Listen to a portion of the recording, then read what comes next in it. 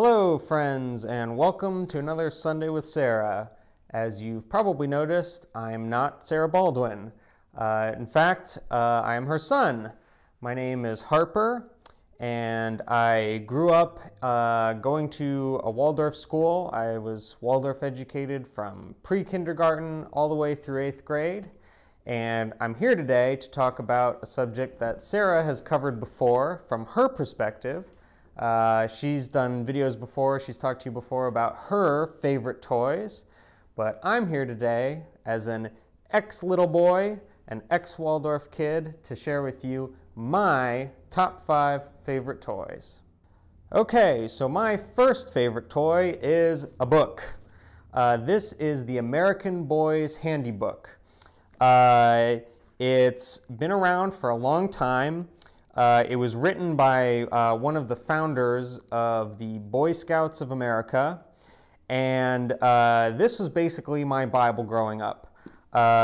This book teaches a kid how to do just about everything a kid would want to do with their hands, outdoors,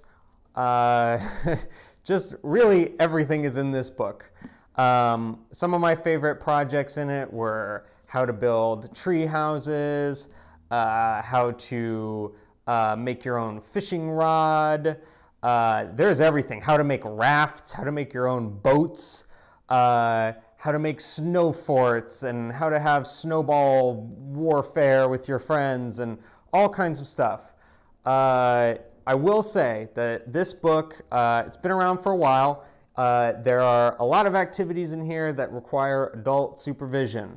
So it's definitely the kind of book where you might want to tackle these with your child, depending on how old your kids are. But even if you don't actually do any of the specific activities in this book, it's super inspiring, and any kid who reads this book will want to go out in the woods and make stuff. One toy that seemed to never leave my grasp for a long period of my childhood, from when I first could hold one up until, gosh, almost I was a teenager, was a wooden sword. A wooden sword is pretty much a must-have, in my opinion. These things were great. Little boys and little girls often just really are drawn to weapons. It seems to be unavoidable. Sarah actually has a great video on weapon play and wooden swords and all that, which you should check out. You know, when I was a kid growing up, I was not allowed to play with toy guns. I wasn't allowed plastic guns, anything like that. But a wooden sword really satisfied that urge to have a weapon, and a beautiful wooden sword like this is great for dress up. It's great for imaginative play. You go out in your yard and you're killing imaginary dragons, and super great. This sword that we carry at Bella Luna Toys is really fantastic and beautifully made, and I wish I'd had one this nice when I was a kid. Normally when I was a kid, I had to make my own, and they were not nearly this beautiful, so I'm envious of the kids who get to grow up with this beautiful wooden sword, but highly recommended.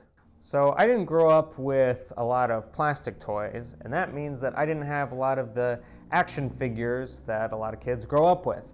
Instead, I had Ostheimer wooden figures. So this is a really cool knight, exactly the kind of figure that I loved a lot as a kid. These were my action figures. And just like an action figure, you can take his spear out and his shield off, and he has accessories and stuff. I had a big castle, and so you could act out scenes with these guys. There are kings and princes and animals and all kinds of stuff. Super fun for imaginative play. And the best part is, unlike some plastic Batman action figure or something, these wooden figures, they're beautiful, they're made in Germany, and they last forever. I still have all of my old figures, and they're just as beautiful and nice as the day that I got them when I was a kid. And I'm married now, and I'm definitely going to keep those toys and pass them on to my children. So they're really like heirloom quality. So highly recommend Ostheimer wooden figures. One of my favorite toys growing up, well, they weren't really toys at all. They were real tools that you can use.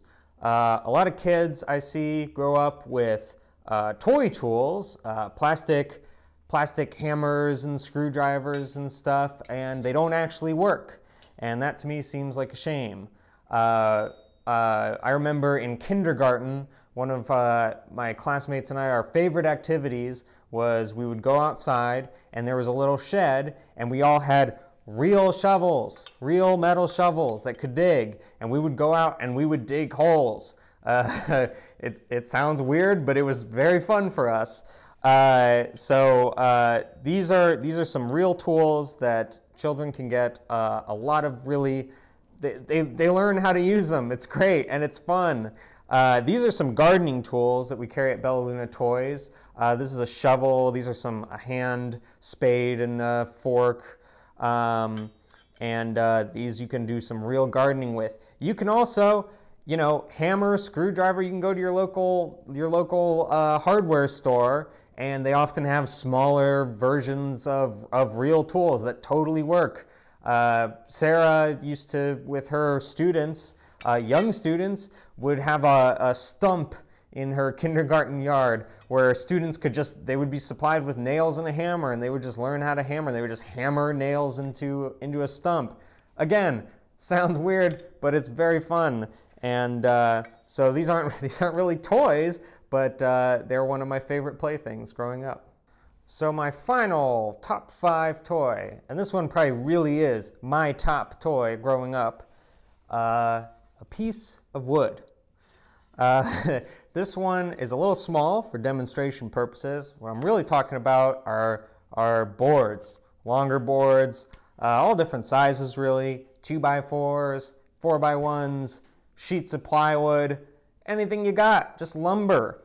It sounds weird, but planks are really the best toy I think you can get.